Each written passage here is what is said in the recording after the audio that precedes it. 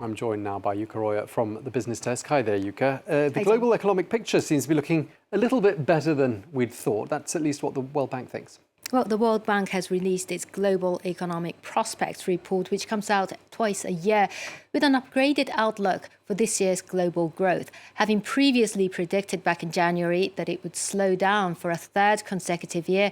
The bank now expects GDP growth to hold steady at 2.6% this year, helped in part by a surprisingly robust performance of the US economy.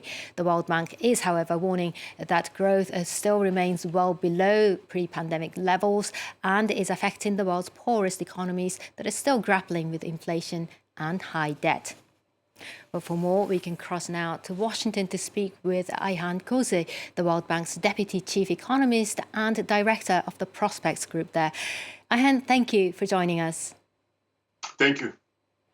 So the global economy seems to be stabilizing after being rocked the past few years by the pandemic and wars. That's good news, but the number doesn't tell the whole story, does it? Particularly when it comes to the world's poorest nations. Indeed, when you think about the global economy, there are good news. So I think it's fair to say the global economy is set for a soft landing. But when you scratch the surface and look at, what these numbers still mean, 60% of countries around the world will see lower growth over the next 2.5 years on average than what they saw in the decade prior to the pandemic. And those 60% of countries home to 80% of global population. And when you look at low-income countries, growth basically has been downgraded in 75% of them. There are significant challenges. Many of them are still basically have income levels below the income levels they had prior to the pandemic. Well, as you just mentioned, income levels, well, inflation has come down around the world, but remains sticky. How does this impact the gap between advanced and developing economies in terms of per capita income?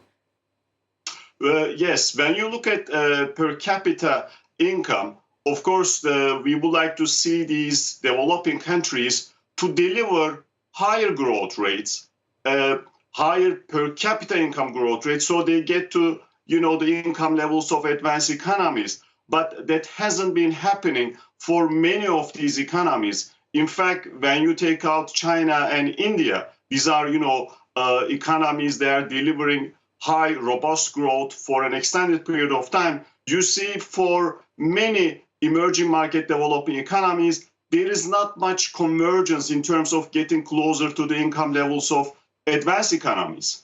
So inequality, in a sense, global economy recovering, but inequality also growing. Now, global trade has recovered from post-pandemic supply disruptions, but how will continuing conflicts, trade tensions and growing protectionism in some countries affect it going forward? We are concerned about growing protectionism around the world. We see number of trade restrictions has been skyrocketing. And trade policy uncertainty has reached unprecedented levels in a major election year when you look at, all the way back to 2000s. So this has huge implications, not just the near-term growth prospects, but more importantly, long-term growth prospects in terms of lowering trade growth, but at the same time, income growth as well. For the past 3 decades, we have seen growth being an engine of income growth, job creation, poverty reduction. But given large economies erecting barriers on cross-border commerce, we are concerned how, we will see meaningful improvement in trade in the near future.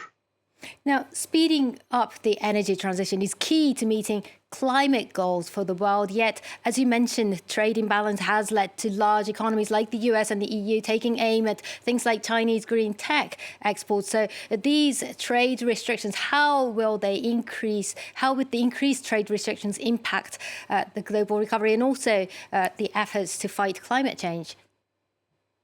I think, like many other issues, when you introduce restrictions, sooner or later, you will see a reduction. And trade growth last year was close to zero. This year, we are expecting trade growth to be around 2.5%.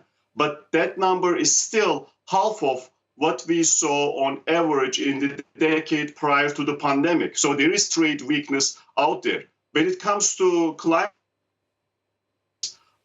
we see around the world still weakness when it comes to investment. Of course, when major economies introduce restrictions on trade, that does not help foreign direct investment, that does not help investment, because basically investors cannot see the future and make a good assessment if they invest, whether there are returns there. Ayhan Kose, Deputy Chief Economist at the World Bank. Thank you once again for your insight. Thank you.